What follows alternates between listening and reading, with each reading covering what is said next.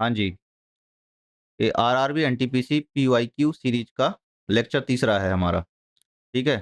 तो आप अभी अगर पिछले लेक्चर नहीं देखे हैं, तो पहला लेक्चर और दूसरा लेक्चर आप देख सकते हैं, उसकी प्लेलिस्ट भी बनी हुई है, जिसकी आपको डिस्क्रिप्शन बॉक्स में लिंक मिल जाएगी। इसके अलावा आप टेलीग्राम चैनल को जॉइन कर सकते हैं, बाकी और भी सारी चीज़ें हैं, व्हाट्सएप चैनल वो भी जॉइन कर सकते हैं, उनको भी देख सकते हैं। और बिना टाइम वेस्ट किए हुए चलो पहले क्वेश्चन पे ही डायरेक्टली चलते हैं। पहला क्वेश्चन है, which Indian state has the longest mainland coast line? किस भारतीय राज्य की मुख्य भूमि की तट रेखा सबसे लंबी है? गुजरात, महाराष्ट्र, उड़ीसा, केरला।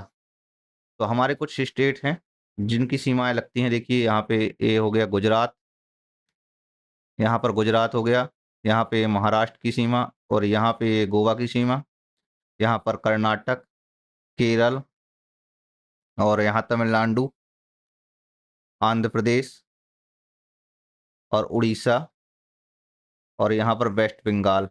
इनकी सीमाएं किस चीज़ से लगती हैं? ये सभी समुद्री सीमाएं समुद्र से लगती हुई हैं, हिंद महासागर से। ठीक है, यहाँ पर ये बंगाल की खाड़ी है, ठीक है, और यहाँ पे अरब सागर है। तो इनकी यहाँ पे सीमाएं लगती हुई हैं। अब यहाँ पे देखो, ये कच्छ कच्छ क्षेत्र है, कच्छ। यहाँ पर काठियावाड़ गुजरात, एक कोंकण जो महाराष्ट्र और गोवा और कर्नाटक का कुछ भाग, यहाँ पर मालाबार तट केरल और कर्नाटक का कुछ भाग, यहाँ पर कोरोमंडल तट है जो तमिलनाडु और आंध्र प्रदेश का भाग, और यहाँ पर नार्थ सिरकार्स और उत्कल प्लेन जो उड़ीसा का क्षेत्र है। ठीक है, ये इतना क्षेत्र आता है। तो इनको आप समझ सकते हैं इतना, ठीक है। और कई बार क्या होगा, देखो गुजरात की जो सीमा है तो लगभग कितनी 1600 किलोमीटर, 1600 किलोमीटर लगती हुई है। और यहाँ गुजरात में क्या है, कांडला एक प्रमुख बंदरगाह है, ठीक है। और यहाँ पर क्या है, गिर राष्ट्रीय उद्यान भी है, जहाँ पर जो शेर हैं, एशियाई शेर, वो प्रसिद्ध हैं। और यहाँ पर कुछ हड़प्पा कालीन स्थल है, जैसे लोथल और धौलावीरा एक प्रमुख स्थल है। यहाँ पर इस चीज़ को ध्यान रखना है, ऐसे यहाँ से जाते हुए और यहाँ तक के जो सभी एक सीक्वेंस में राज्य हैं, उनके नाम याद ज़रूर रखना है। तो जैसे सबसे पहले है गुजरात, दूसरा है महाराष्ट्र, तीसरा है गोवा, और चौथा है हमारा कर्नाटक, पाँचवाँ है हमारा केरला,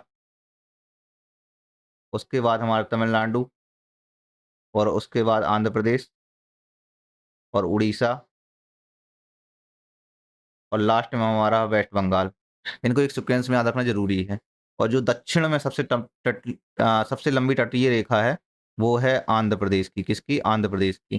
ठीक है, तो इसको याद रखना है, दक्षिण में किसकी लंबी है? आंध्र प्रदेश की, और उत्तर में किसकी है? गुजरात की। तो हमारा इसका आंसर क्या हो गया? गुजरात। हमारा नेक्स्ट क्वेश्चन है, which among the following hills has Indian desert to its western margin? निम्नलिखित पहाड़ियों में से किसकी पश्चिमी सीमा पर भारतीय रेगिस्तान है? अरावली, कंचनजुंगा, पालनी और धूपगढ़। तो इसने पूछा निम्नलिखित में से किसकी पश्चिमी सीमा पर भारतीय रेगिस्तान है? तो इसका जो आंसर है वो है अरावली। ठीक है, तो अब हम इसको थोड़ी सा डिटेल में पढ़ लेते हैं। यहाँ पे आप देखेंगे, एक छोटा सा मैं डायग्राम क्रिएट करता हूँ। तो बेसिकली हमें यहाँ से एक ये डायग्राम क्रिएट किया हुआ है मैंने, ठीक है। तो ये जो इसको मान लीजिए एक अरावली रेंज है, ठीक है, ये अरावली रेंज है। और यहाँ पे जो एक प्रमुख शहर है वो है दिल्ली, और यहाँ अहमदाबाद, गुजरात। तो यहाँ तक इसका विस्तार है, दिल्ली से अहमदाबाद तक। यहाँ पर आपका मेवाड़ का पठार है, ठीक है, यहाँ पर आपका मालवा का पठार, और यहाँ पर बुंदेलखंड का पठार। और ये जो लाइन खींची हुई है, जो ये वाली लाइन है, ये आपकी विंध्य श्रेणी, ठीक है, विंध्य श्रेणी। और यहाँ पर आपकी नर्मदा नदी, और यहाँ पर आपका जो है एक और लाइन खींच दीजिए, तो यहाँ पर आपका सतपुड़ा रेंज, क्या सतपुड़ा रेंज मिल जाएगी। तो ये प्रमुख चीज़ें हैं। और यहाँ पे देखो, यहाँ पे लूनी नदी है जो राजस्थान में बहती हुई है, ठीक है। और यहाँ पर गुरु शिखर पहाड़ी है, गुरु शिखर। यहाँ पर किसका मंदिर है ये बताइए, कमेंट में बताइए, ठीक है। और यहाँ पर माउंट आबू, माउंट आबू एक हिल स्टेशन है, ठीक है।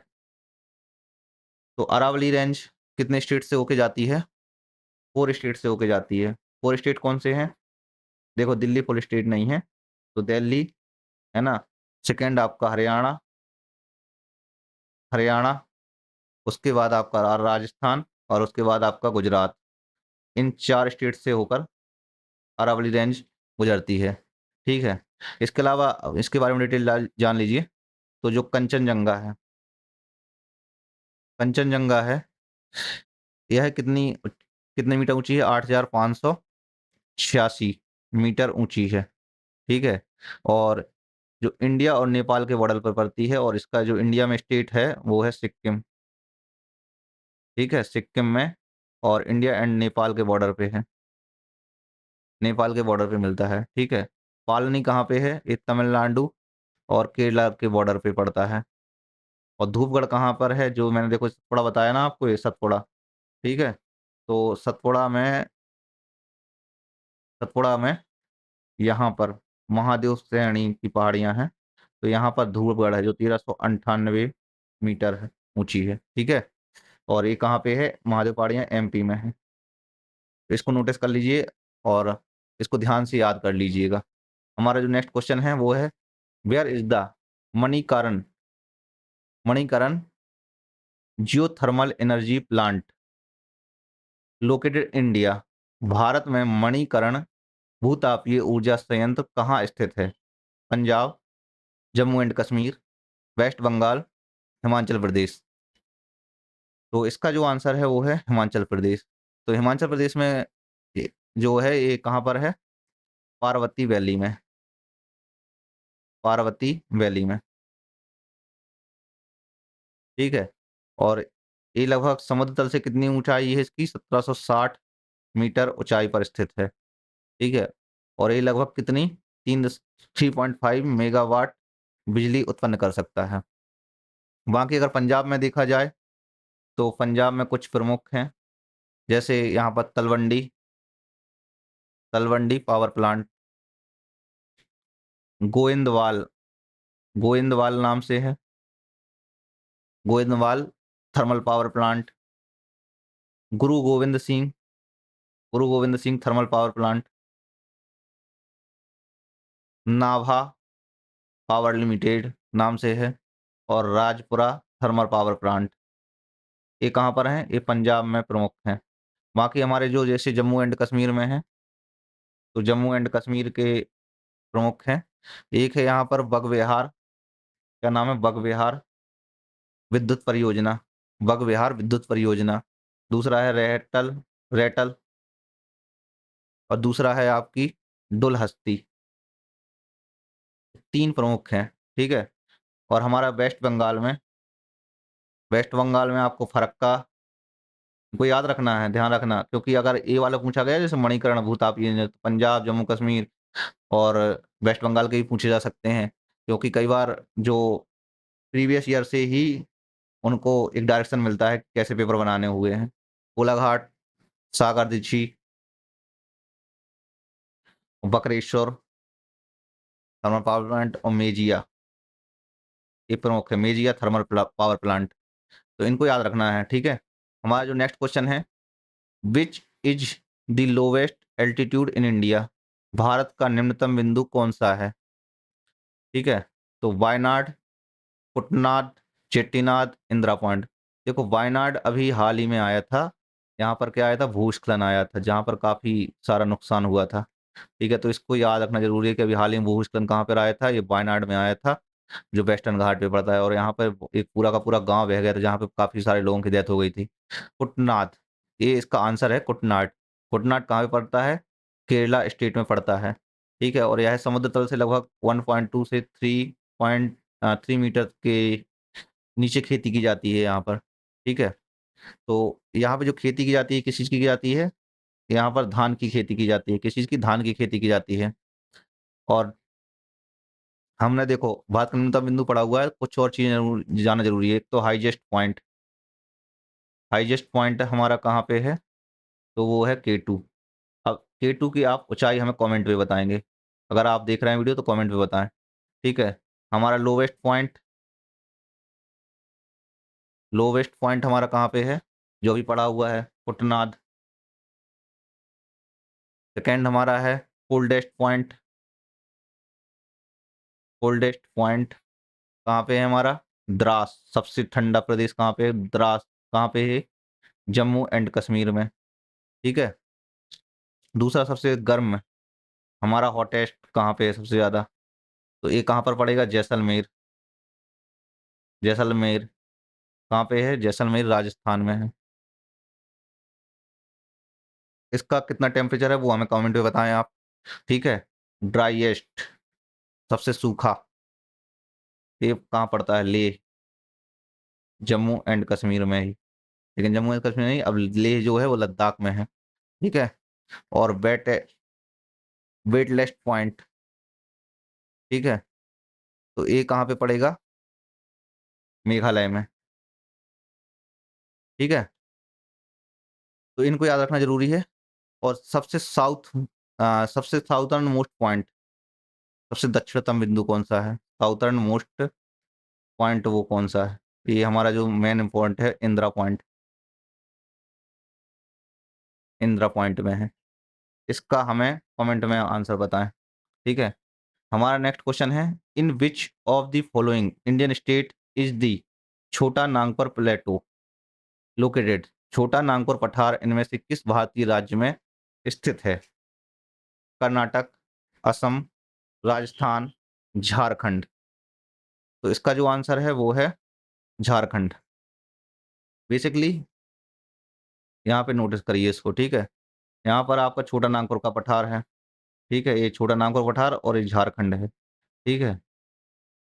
और यहाँ पे जो है वो है राजमहल पर्वत। ठीक है। राजमहल पर्वत है। ठीक है। और यहाँ पे आपका हजारीबाग का पठार। हजारीबाग का पठार।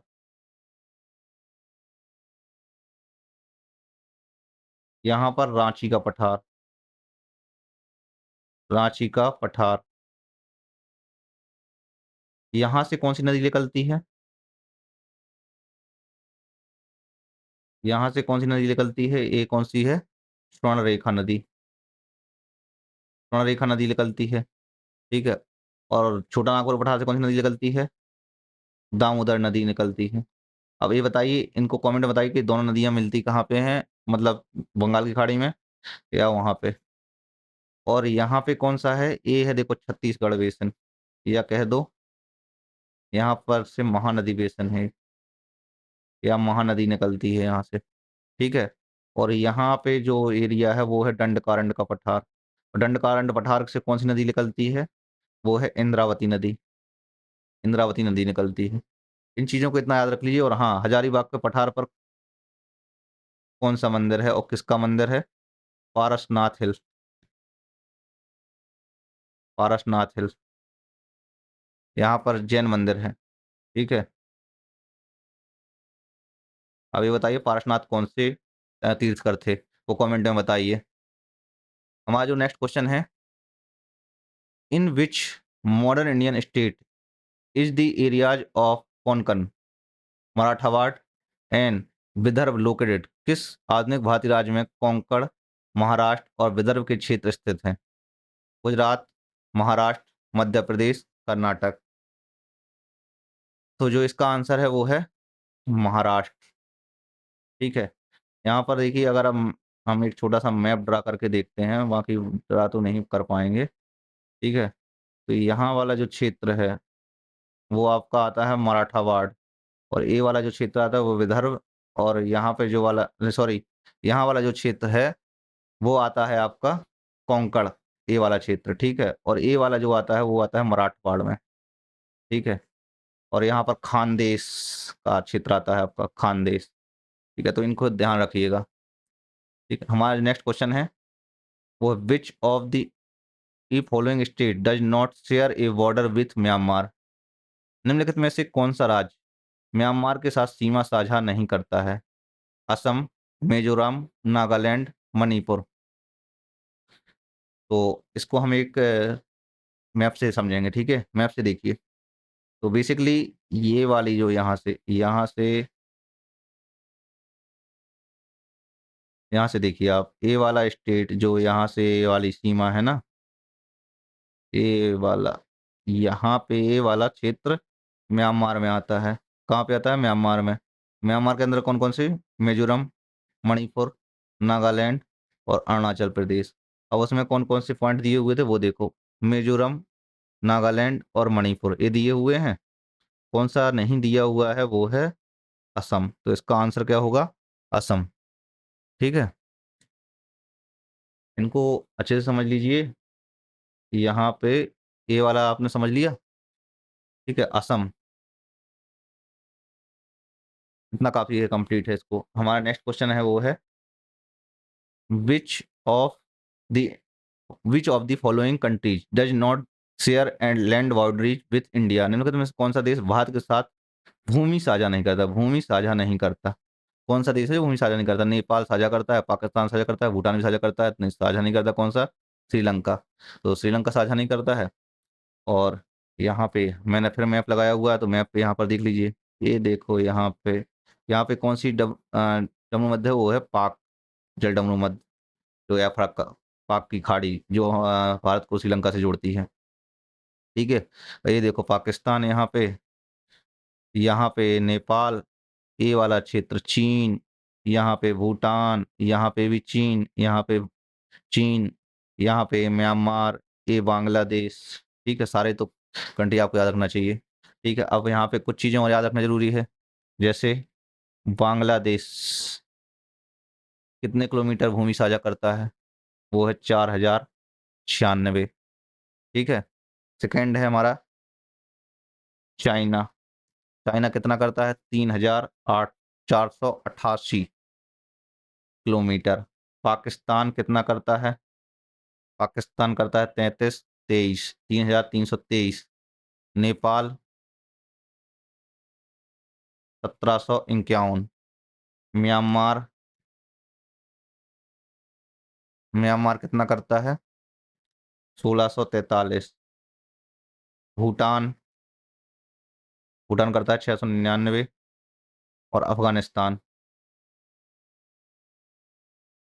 अफगानिस्तान करता है 106 किलोमीटर।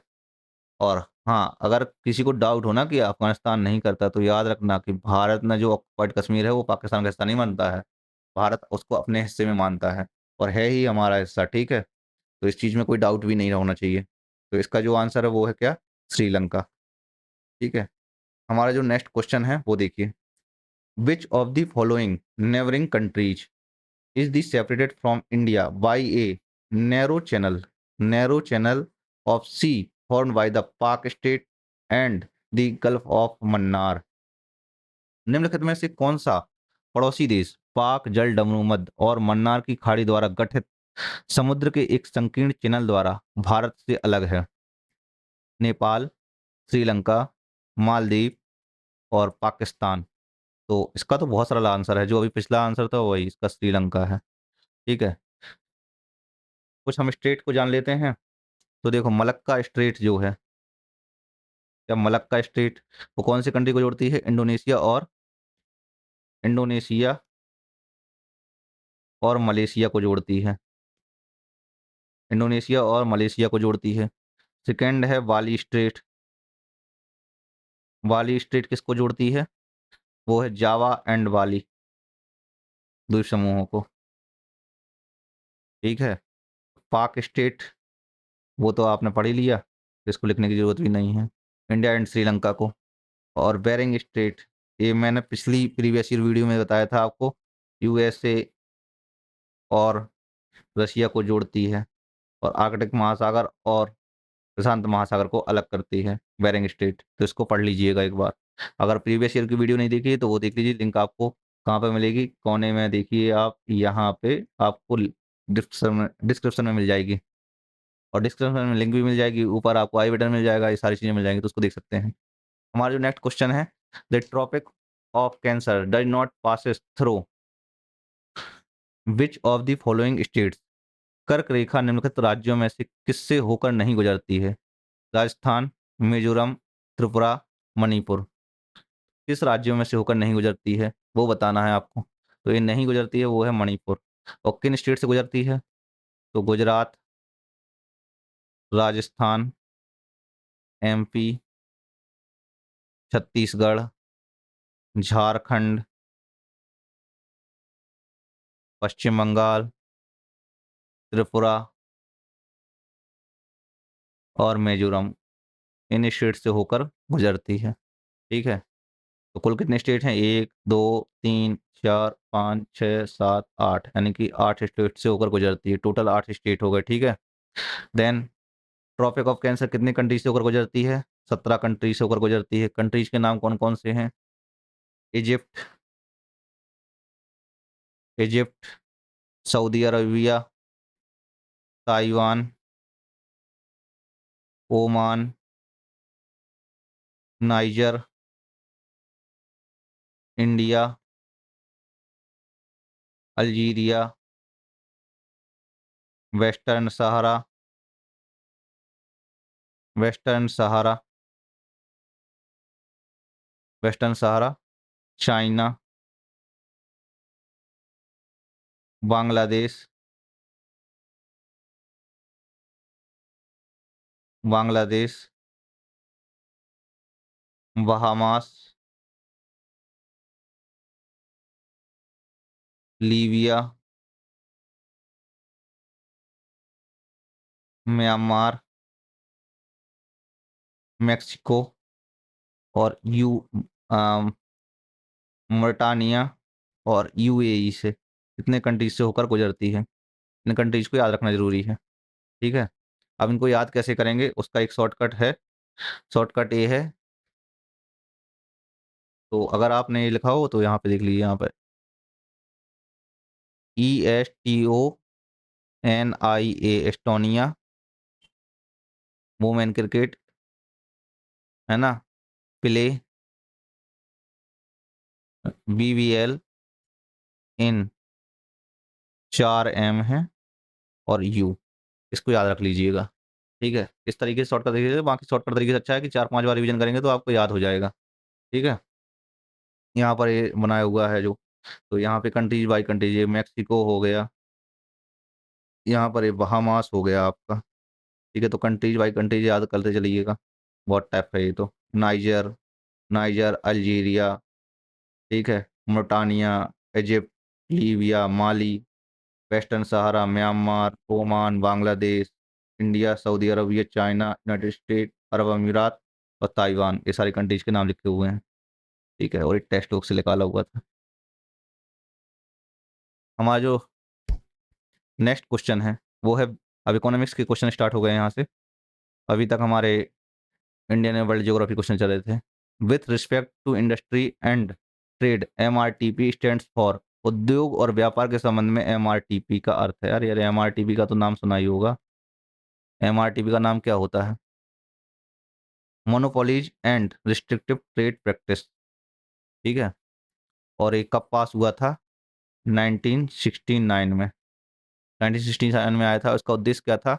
बेसिकली जो इकोनॉमिक पावर है उसको कंसंट्रेशन नहीं होना है, मतलब केंद्रीकरण नहीं होने देगा। किसका? इकोनॉमिक पावर का, आर्थिक केंद्रीकरण नहीं होने देना है। ठीक है, इकोनॉमिक्स का। तो MRTP का उद्देश्य बेसिकली क्या था कि एक तो मोनोपोली को, जो मोनोपोली होती है उसको, प्रैक्टिस उसको बंद करना। सेकंड था कि जो ट्रेड प्रैक्टिसेस उन पे रिस्ट्रिक्टिव लगाना, और इसके अलावा अनफेयर ट्रेड प्रैक्टिस थी उनको भी रोक लगाना। ये सारी चीज़ों पे काम कर चल रहा था। ठीक है, हमारा जो नेक्स्ट क्वेश्चन है वो है, the ancient movements preservation act was enacted in the year, प्राचीन स्मारक संरक्षण अधिनियम वर्ष में अधिनियमित किया गया था। इसका जो आंसर है वो है 1904 में। 1904 में किसके समय पर पारित किया गया था? लॉर्ड कर्जन के समय पर। किसके समय पर? लॉर्ड कर्जन के समय पर। और किसके द्वारा? ASI द्वारा। ASI किसके अंतर मंत्रालय के अंतर्गत आता है? तो ये संस्कृति मंत्रालय के अंतर्गत आता है। किसके अंतर्गत है? संस्कृति मंत्रालय के अंतर्गत। ये कब बनी गई थी? 1861 में। किसके द्वारा बनाई गई थी? इसके अलेक्जेंडर कनिंघम इसके फर्स्ट डायरेक्टर ऑफ जर्नल थे। फर्स्ट डायरेक्टर ऑफ जर्नल थे। डायरेक्टर ऑफ जर्नल थे। सेकंड हमारा क्वेश्चन है, in which year did the Indian parliament pass the citizenship act, भारतीय संसद ने नागरिकता अधिनियम किस वर्ष पारित किया हुआ था? अगर आपने कोई भी सामान्य बुक पढ़ी होगी तो आपने उसको मिलेगा नागरिकता अधिनियम 1955 मिला होगा आपको, ठीक है, जो हमें 5 वेज यानी 5 तरीका बताता है। 5 तरीके कौन से बताता है जिससे हमें नागरिकता प्राप्त हो सकती है? एक तो बर्थ, इसको याद करना है, एक तो बर्थ, सेकंड वो है डिसेंट, थर्ड है रजिस्ट्रेशन के द्वारा, रजिस्ट्रेशन के द्वारा, फोर्थ है आपका नेचुरलाइजेशन यानी प्रकृतिकरण के द्वारा, नेचुरलाइजेशन के द्वारा, और फोर्थ है आपका इनकॉर्पोरेशन ऑफ टेरिटरी। इनकॉर्पोरेशन मतलब किसी भी क्षेत्र पर अधिकार कर लेने के बाद वहाँ की सारी जो नागरिक हैं वो भारत के नागरिक हो जाएंगे। क्या हो जाएंगे? भारत के नागरिक हो जाएंगे। लाइक सिक्किम पे या गोवा पे हुआ था, गोवा पे किया हुआ था 1961 में। वो सारे के सारे बिना उस डायरेक्टली ही एक हम भारत के नागरिक हुए थे। और अगर मान लो जो सिटीजनशिप एक्ट है, सिटीजनशिप एक्ट 3 वेज बताता है जिससे आप अपनी नागरिकता खो सकते हैं। तो पहला वेज है, एक तो आप त्याग के द्वारा आप त्याग सकते हैं नागरिकता द्वारा। दूसरा, आपको नागरिकता को टर्मिनेट किया जा सकता है। टर्मिनेट मतलब समाप्ति की जा सकती है, तो टर्मिनेशन के द्वारा भी आपकी नागरिकता समाप्त की जा सकती है, वो समाप्ति के द्वारा। और थर्ड है आपका वाइट डिप्राइवेशन के द्वारा। ठीक है, तो इन 3 तरीकों से आपकी नागरिकता जा सकती है।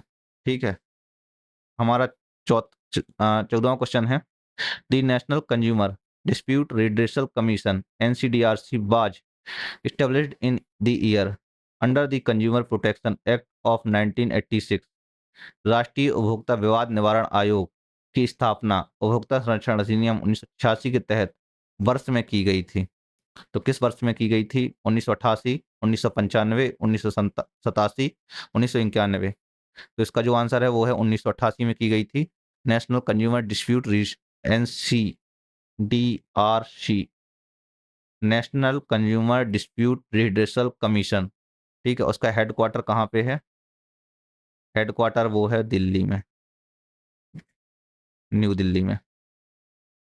ठीक है, हमारा जो नेक्स्ट क्वेश्चन है, the FRBMA was enacted in 2003 which set targets for the government to reduce physical deficit। What does FRBMA stands for? FRBMA को वर्ष 2003 में अधिनियमित किया गया था, जिसने सरकार के लिए राजकोषीय घाटे को कम करने के लक्ष्य निर्धारित किए थे। FRBMA का क्या अर्थ है? Physical relation and budget maintenance act, physical relation and budget management act, financial responsibility and budget maintenance act, physical responsibility and budget management act. तो इसका आंसर इनमें से कौन सा है? चौथा आंसर है physical responsibility and budget management act. तो बेसिकली ये क्या करता है? एक्ट ये करता है ट्रांसपेरेंसी लाता है किस चीज किस क्षेत्र में? जो फिजिकल मैनेजमेंट सिस्टम है उसमें ट्रांसपेरेंसी के लिए लाया गया था। इसके कुछ लॉन्ग टर्म ऑब्जेक्ट हैं। एक तो सबसे पहले फिजिकल स्टेबिलिटी लाना, इस एक्ट के FRBMA एक्ट है जो उसके लिए फिजिकल स्टेबिलिटी लाना, फर्स्ट तो यही है।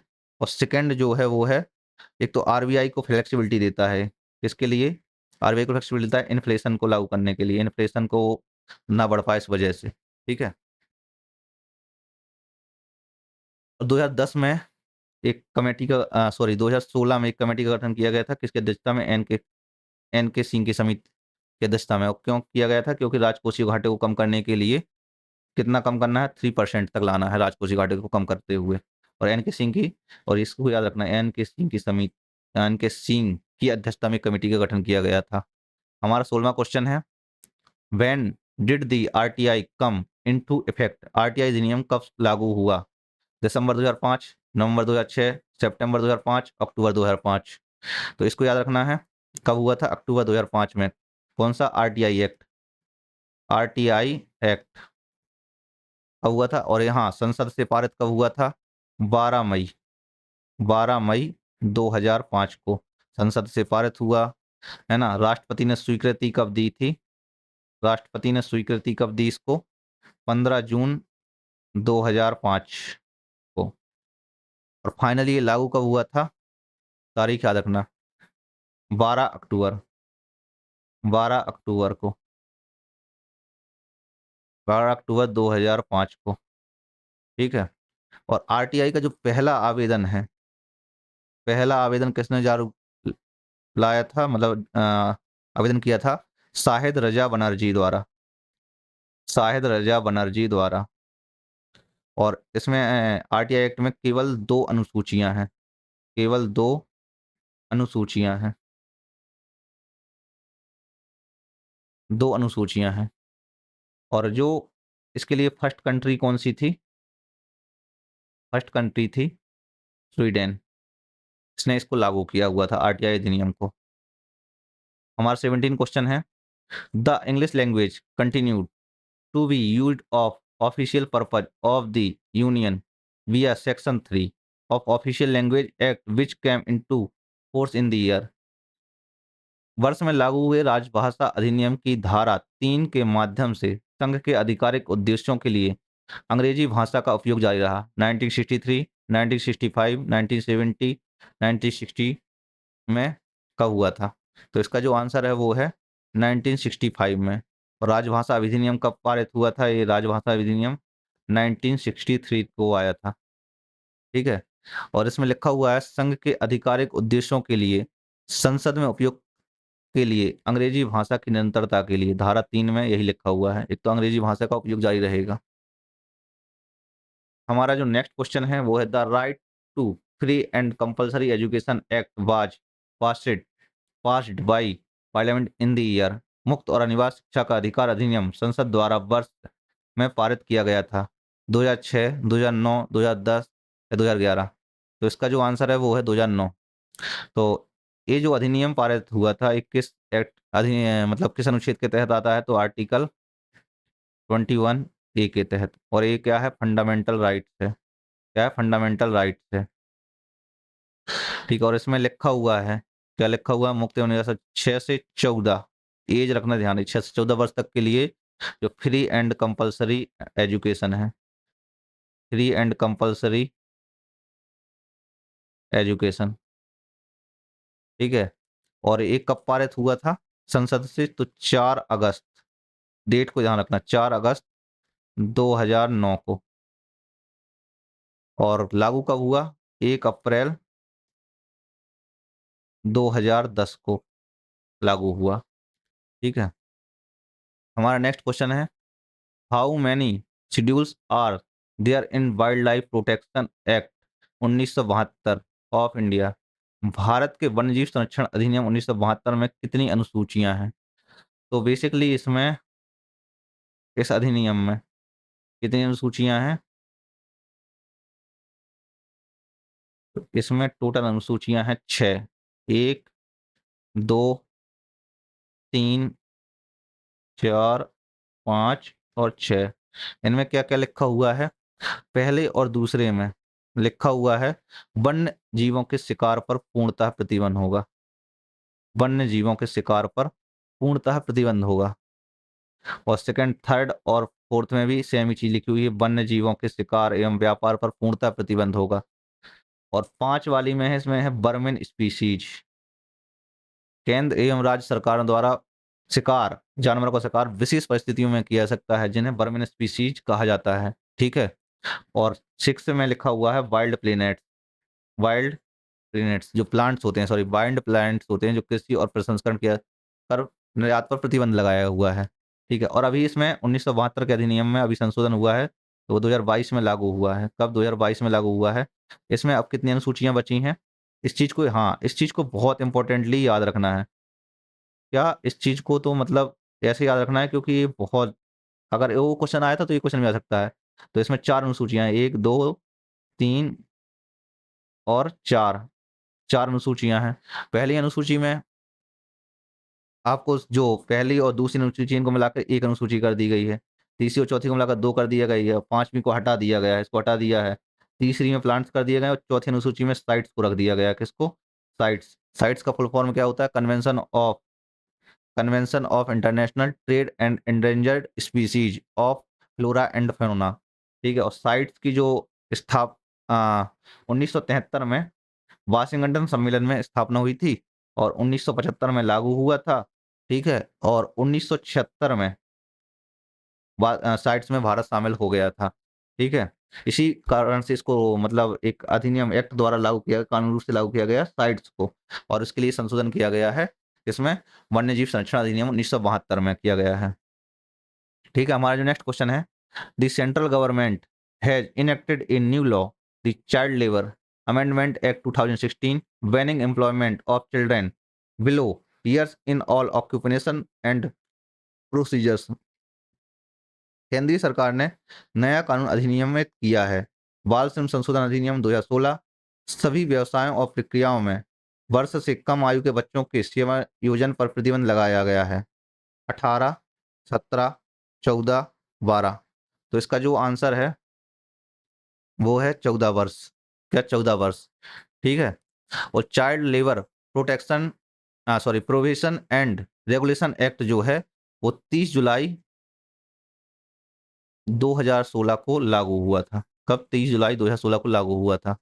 और ये किसके अंतर्गत आता है? Ministry of law and justice के बीच में के अंतर्गत आता है।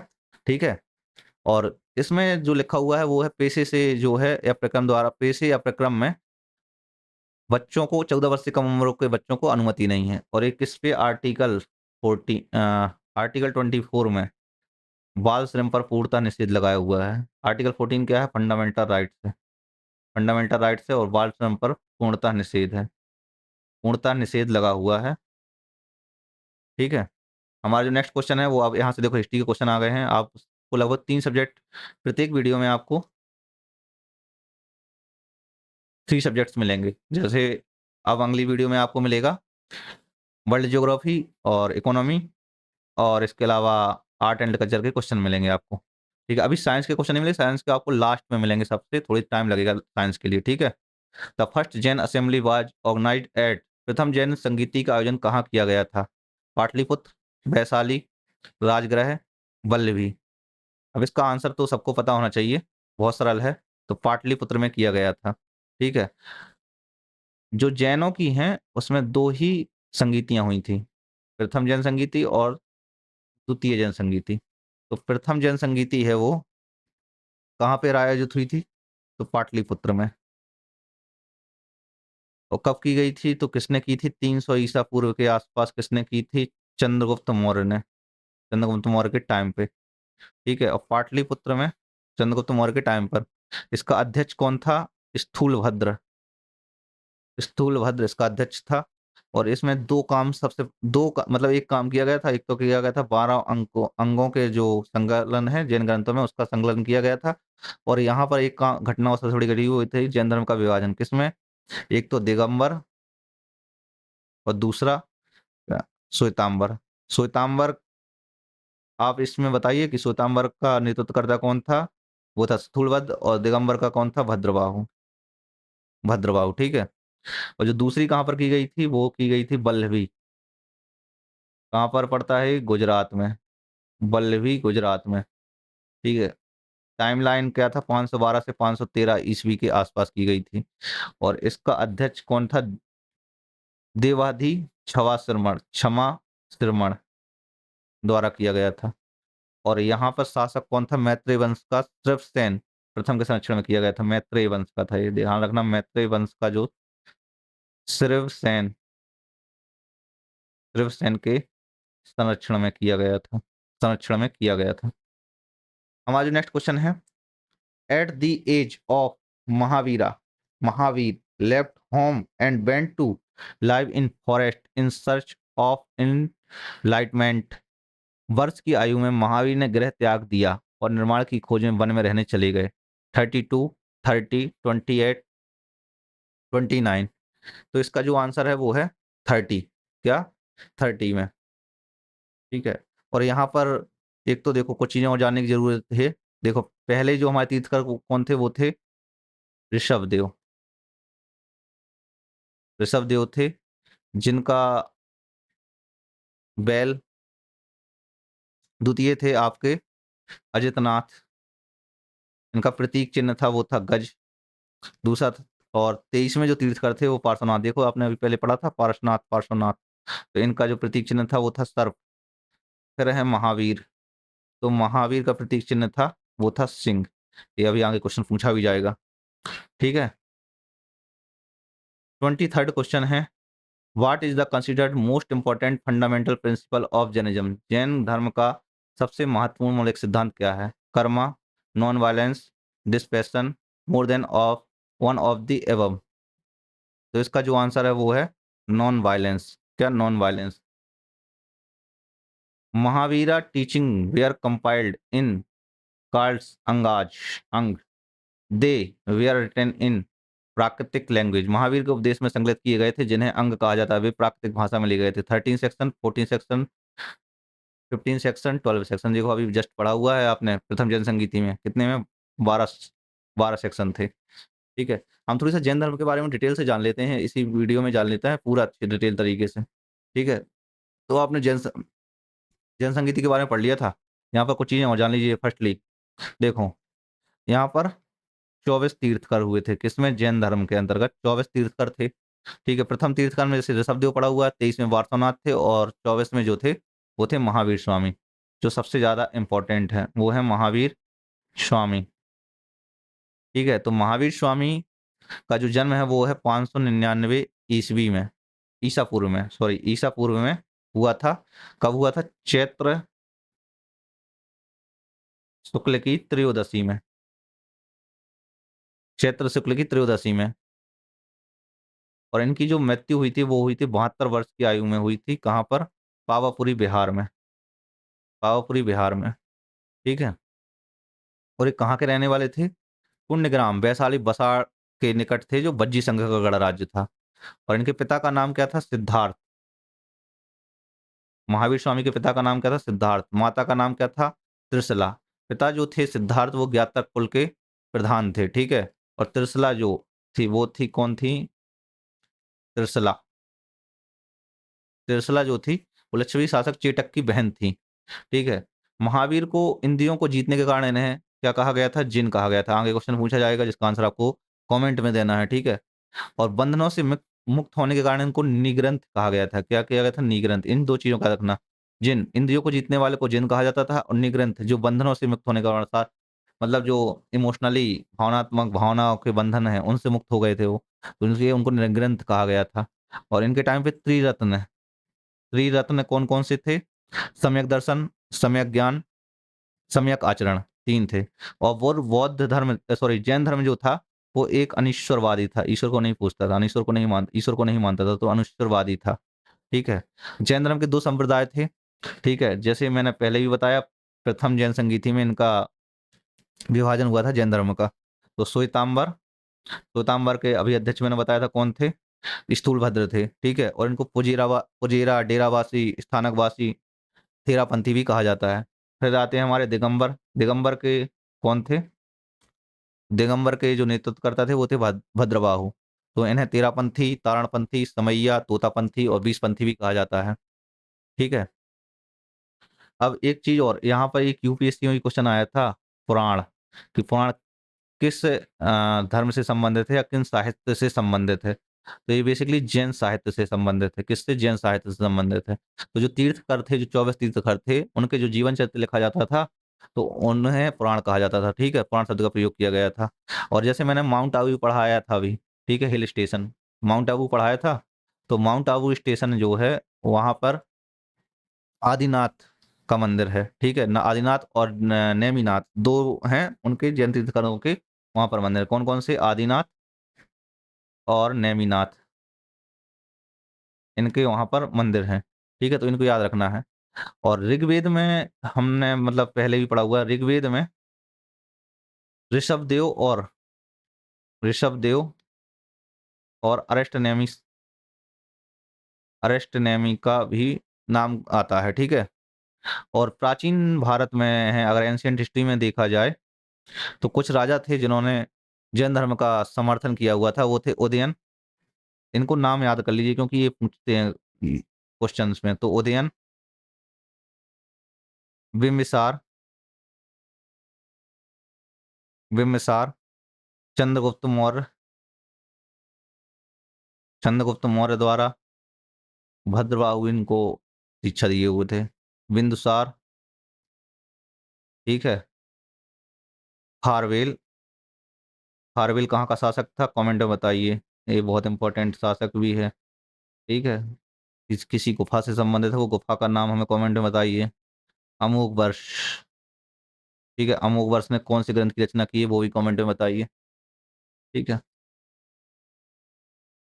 Towards towards the close of Chandragupta Maurya rule, A terrible famine broke out in South Bihar, and his discipline migrated in Sravanbelgola in Karnatक।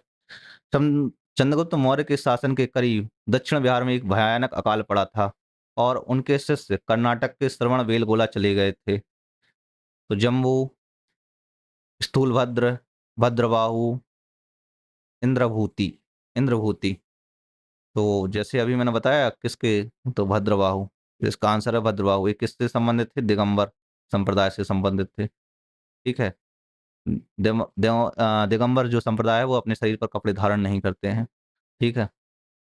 हमारा जो नेक्स्ट क्वेश्चन है वो है Mahavir Swami become known as Jina, what what does Jina mean. तो जिन की मीन क्या है, महावीर स्वामी को जिन के नाम से जाना जाने लगा, जिन का क्या अर्थ है। The conqueror, the great soul, the god non violent. तो बेसिकली इसका आंसर क्या होता है, द कॉन्कोर। ठीक है, इंद्रियों पर विजय करने वाला। ठीक है, इंद्रियों को विजय करने वाला, तो उनको विजेता कहा जाता था। What is not true in relation to Vardhaman Mahavir. Vardhaman Mahavir के संबंध में क्या सही नहीं है। He is considered to be 24th and last tirthankar. His mother was sister and Lichchhavi king Chetak. He did not marry in his life time. He left his body in 468 BC in Pawapuri near Patna. तो इसने पूछा है क्या सही नहीं, यानी कि गलत, गलत कौन सा है इनमें से। तो ही did not marry in his life time, तो उन्होंने शादी की हुई थी, यानी विवाह किया हुआ था। उनकी जो पत्नी का नाम था वो था यशोदा। ठीक है, और इनकी एक बेटी भी थी, उसका नाम था प्रियदर्शनी, प्रियदर्शना। ठीक है, हमारा जो नेक्स्ट क्वेश्चन है, the first and last tirthankar Rishabhnath and Mahavir had the symbol of, यहाँ पे उनका नाम एंड रिस्पेक्टिवली। प्रथम तीर्थ ऋषभदेव, ऋषभनाथ और अंतिम तीर्थकर महावीर के प्रतीक क्रमशः और थे। Bull and elephant, lion and serpent, moon and fish. तो वुल एंड लायन, तो अभी जैसे मैंने पहले बताया था वुल एंड लायन। वृषभ एंड सिंह, ये मैं पहले ही डिटेल में बता चुका था, वृषभ एंड सिंह। ठीक है, वुल एंड लायन।